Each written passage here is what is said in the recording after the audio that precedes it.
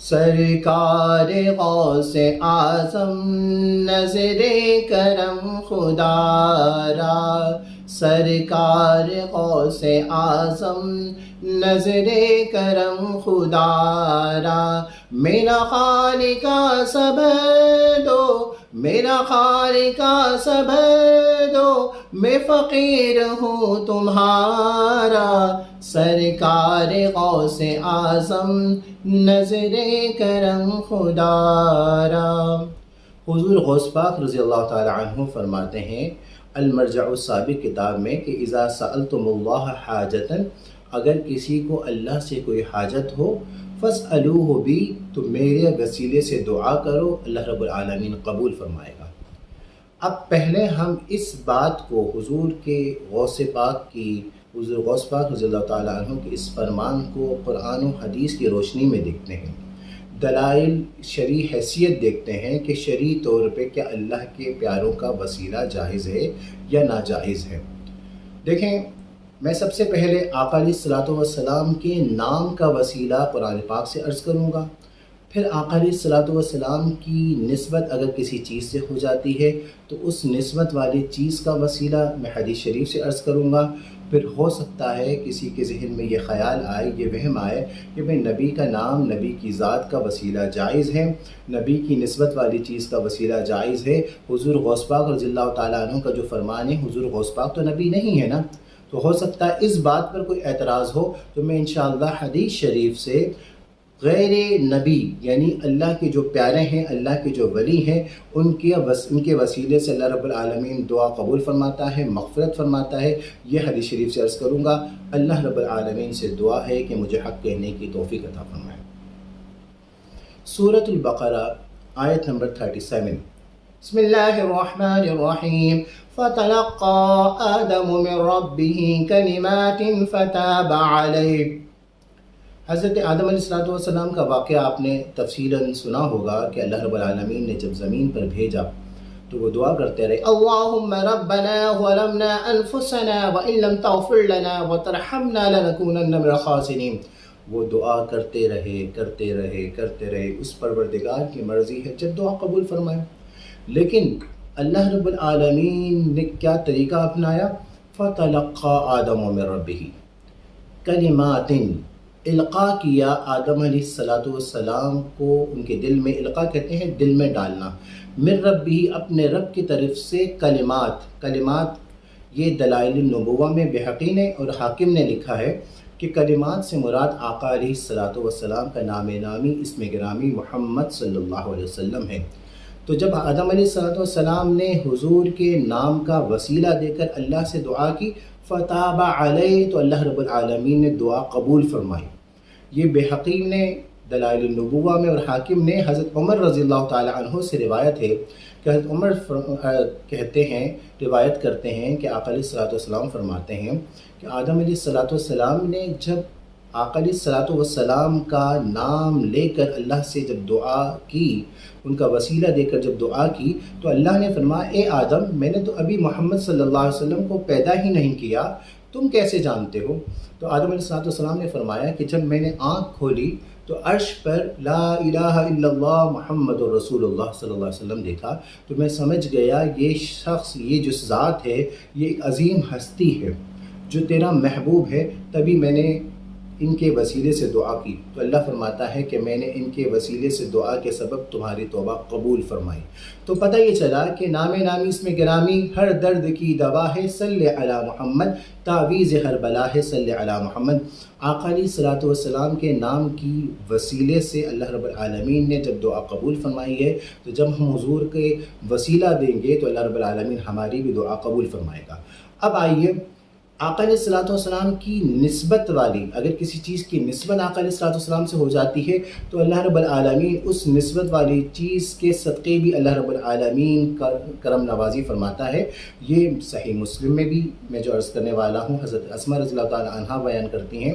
کہ صحیح مسلم میں بھی ہے، سنن ابی داؤد میں بھی ہے، طبرانی کبیر میں بھی ہے کہ حضرت اسماء رضی اللہ تعالی عنہا بیان کرتی ہیں کہ آقا علیہ السلام کا جبہ مبارک جو ہے وہ اماں عائشہ رضی اللہ تعالی عنہا کے پاس تھا، اور اماں عائشہ کے پردہ فرمانے کے بعد وہ جبہ حضرت اسما کو ملا۔ حضرت اسما کہتی ہیں کہ مدینہ شریف میں اگر کوئی بیمار ہوتا تو ہم کیا کرتے، وہ مریض ہمارے پاس آتا تو ہم آقا علیہ الصلوۃ والسلام کا جبہ مبارک بھگو کر اس کا پانی جب مریض کو پلاتے تو اللہ رب العالمین شفا یابی عطا فرما دیتا۔ یہ حضرت اسما رضی اللہ تعالیٰ عنہا بیان کرتی ہیں۔ تو پتہ یہ چلا کہ آقا علیہ الصلوۃ والسلام کا نام کا وسیلہ بھی جائز ہے، اور آقا علیہ الصلوۃ والسلام کی نسبت اگر کسی چیز سے ہو جائے تو اس نسبت والی چیز کے ذریعے بھی اللہ رب العالمین شفا یابی عطا فرماتا ہے۔ اب کسی کو یہ وہم ہو کہ حضور غوث پاک رضی اللہ تعالیٰ عنہ نہ نبی ہیں اور نہ کوئی حضور سے ٹچ ہوئے ہیں، نسبت تو رسول اللہ کی حضور غوث پاک کو جو شان ملی ہے رسول اللہ کے صدقے ملی ہے، اہل بیت کرام کو جو شان ملی ہے رسول اللہ کے صدقے ملی ہے، اس جبے کو جو شان ملی ہے رسول اللہ کے صدقے ملی ہے، اور ازواج مطہرات کو جو شان ملی ہے رسول اللہ کے صدقے ملی ہے، اور ہم کو جو عظمت ملی ہے، ہم کو جو اللہ رب العالمین نے جو خیر الامہ فرمایا وہ بھی رسول اللہ کی نسبت کی وجہ سے، حقیقت میں رسول اللہ ہی کی نسبت ہے۔ لیکن کسی کو یہ اعتراض ہو، کسی کو یہ وہم ہو کہ غیر نبی کا وسیلہ جائز ہے یا ناجائز، تو آئیے حضرت عمر رضی اللہ تعالیٰ عنہ بیان کرتے ہیں، خصائص القبریٰ میں بھی یہ موجود ہے، اور دلائل النبوہ میں بھی امام بحقی نے لکھا ہے کہ حضور غوث پاک حضرت عمر رضی اللہ تعالیٰ عنہ بیان کرتے ہیں کہ آقا علیہ الصلوۃ والسلام نے فرمایا کہ ایک قرن کا ایک شخص ہوگا، اویس بن عامر نام ہوگا،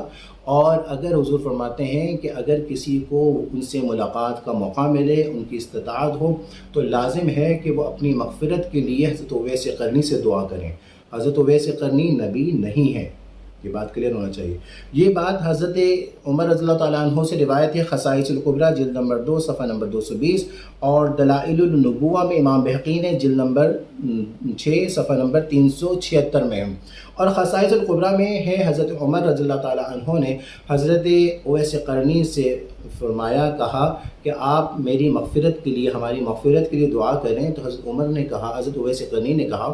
آپ تو خود صحابی ہیں، میں آپ کے لیے کیسے دعا کروں؟ تو حضرت عمر نے فرمایا کہ آقا علیہ الصلوۃ والسلام نے فرمایا ہے کہ حضرت اویس قرنی سے دعا کراؤ اپنی مغفرت کے لیے۔ یہ بھی خصائص القبریٰ میں ہے، خصائص القبریٰ جلد نمبر 2 صفحہ نمبر 221 میں، اور مختلف کتابوں میں یہ موجود ہے۔ تو پتہ یہ چلتا ہے، خلاصہ کلام یہ ہے کہ نبی کی ذات کا وسیلہ، نبی کے نام کا وسیلہ، نبی کی نسبت کا وسیلہ، اور اللہ کے پیاروں کا وسیلے سے جب دعا کریں تو اللہ رب العالمین کرم نوازی کی برسات فرماتا ہے۔ شیخ مجدد الفسانی رحمۃ اللہ علیہ فرماتے ہیں کہ ان کے صاحبزادے، ان کا نام معصوم تھا، ان صاحبزادے کے استاد کا نام سعید تھا، شیخ سعید۔ شیخ سعید کا آخری وقت آیا اور وہ بہت بیمار تھے، تو صاحبزادے نے اپنے والد محترم شیخ مجدد الفسانی سے عرض کیا کہ ابا جان میرے والد محترم کے لیے دعا کریں۔ تو شیخ مجدد الفسانی نے دعا کی۔ جب دعا کی تو وہ فرماتے ہیں اپنے صاحبزادے کو کہ میں ان کو شقی کی لسٹ میں دیکھتا ہوں۔ لیکن ایک ہوتا ہے سعید، سعید کہتے ہیں خوش بخت یعنی جنتی، ایک ہوتا ہے شقی یعنی بدبخت یعنی جہنمی۔ تو جب معصوم اپنے صاحبزادے کو کہا تو وہ کہنے لگے ابا جان آپ دعا کریں کہ یہ جہنمی پہ لسٹ سے میرے استاد ہیں، اور استاد شاگرد کو اپنے استاد سے محبت بہت تھی۔ یاد رکھیے استاد اور شاگرد، استاد کو آج کا اگر کوئی شاگرد ہے نا، اگر استاد اگر پٹائی کر دے نا تو وہ اپنے ماں باپ کو لے آتا ہے، لیکن ہمیں پتہ ہے کہ ہمارے استاد محترم حافظ محمد حسین حسینی ہماری بڑی پٹائی کرتے تھے، لیکن ہمارے ابا جان نے کبھی ان سے شکوہ شکایت نہیں کی، اور ان کی دعا ہے، ان کی کاوش ہے کہ اللہ رب العالمین نے ہم پر ان کے صدقے کرم نوازی فرمائی۔ تو استاد کی ڈانٹ، استاد کی مار بچے کے لیے رحمت بنتی ہے، اور اس کی کامیابی، اس کی ترقی کے بڑھنے کے، اس کے درجات کے بڑھنے کا سبب بنتا ہے۔ تو جب استاد کے حوالے سے جب یہ سنا تو وہ کہنے لگے آپ دعا کریں۔ حضرت مجدد الفسانی دعا کر رہے ہیں، دعا کر رہے ہیں، دعا بہت دیر تک کرتے رہے، بہت بار بار دعا کرتے رہے، اور وہ فرماتے ہیں میں نے 70 مرتبہ دعا کی تو میں نے دیکھا کہ ان کا نام شقی یعنی جہنمی کے لسٹ سے، جنتی کے لسٹ میں نہیں آیا۔ تو پھر بیٹے سے کہا کہ بیٹا میں نے تو 70 بار دعا کر لی ہے لیکن ان کا نام تو جنتی کی لسٹ میں آتا نہیں۔ تو شیخ مجدد الفسانی رحمۃ اللہ علیہ کے صاحبزادے معصوم رونے لگے اور کہنے لگے ابا جان کوئی تو حل ہوگا